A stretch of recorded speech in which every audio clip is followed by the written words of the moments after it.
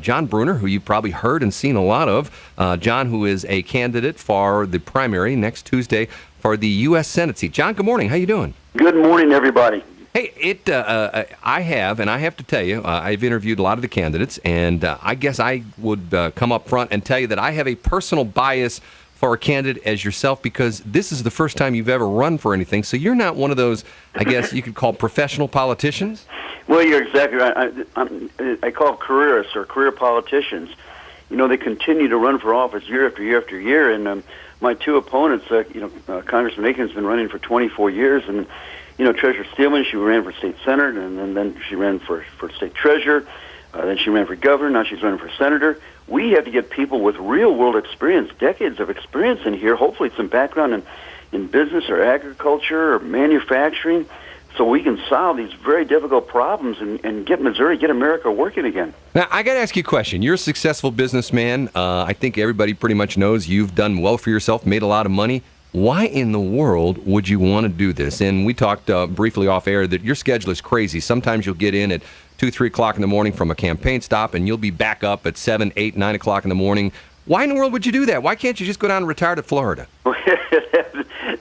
That sounds pretty good at times, but, I haven't always been successful. People feel that, you look at the end of the road. I've been very, very fortunate, very grateful for the opportunities I've had.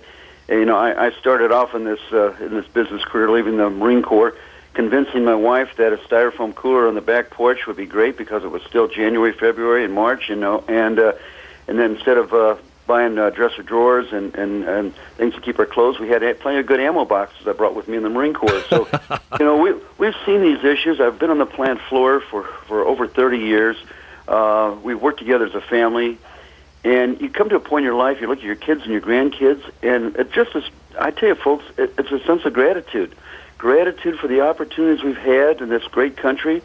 I was grateful for my dad's service in the Navy in World War II, and I jumped into the Marine Corps. I see people working so hard, hanging on by their fingernails, and I see these career politicians who have failed to do the job, and they've taken care of their careers, they have their pensions, they have their benefits, and it's time to break up this gridlock of career politicians. I tell folks, if you support not me, but my cause, the cause we all believe in getting America working again, you can eliminate 3 career politicians, 2 in the Republican Party and 1 in the Democratic Party. It's that simple. Now, let me ask you this. As far as what's going on right now, your campaign has gotten a little bit of national attention because of the fact that you're running against, ultimately, if you win next week on Tuesday, the primary, you will face Claire McCaskill in the general in November. And she has been coming right after you already, which a lot of the national pundits have seen this race as a really interesting race because apparently they're trying to, at least the Democrats, are trying to influence the Republican primary because they want to go after who they think is the easy candidate, and essentially they've sort of deemed you as the tough candidate. Well, it's exactly right. This is absolutely unprecedented.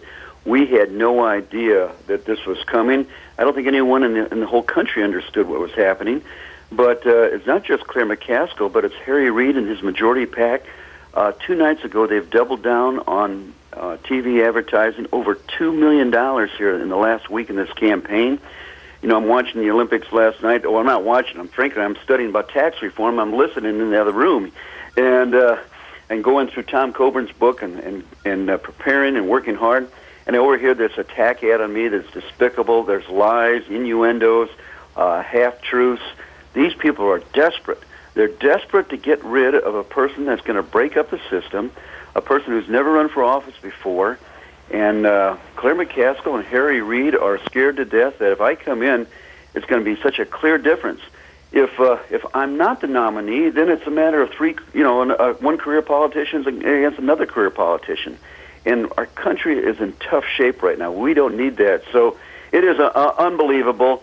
And, of course, I get the attacks from my Republican opponents. So that's expected. Also the half-truths. These people are desperate to keep their political careers. And I'm desperate to get the country working again. So that's the main difference. You go home at night and think to yourself, okay, why is everybody picking on me? Why did I do this? Well, I tell you what, I served in the Marine Corps, though I was never called into combat, but you're ready to serve. I volunteered for Desert Storm at the ripe old age of 39. And I volunteer to get into a lot of situations to help children that were abused at a Christian youth ranch, to help children that were physically disabled. I've been on the mission field, and I always had this heart to serve. And yeah, you know, it would be easy. It would be really easy to prop up. It would be easy to drop my books and my study and walk over to the living room and actually sit down and watch the Olympics as opposed to just hear it. But folks, these are tough times, and there's people that are desperately working harder than me to save their jobs and their family farms. They're worried about their kids and their future. These are times to get involved and get engaged, and I'm encouraged as I got across the state. I see so many people working so hard. So I'm just doing my small part to help out. That's all it is. John Brunner, candidate, a Republican candidate in the primary next week for U.S. Senate. Contact information if somebody wants to get a hold of you, website? Website, www.johnbrunner.com, johnbrunner.com. It's so important to get out there and vote, folks. You got a clear choice.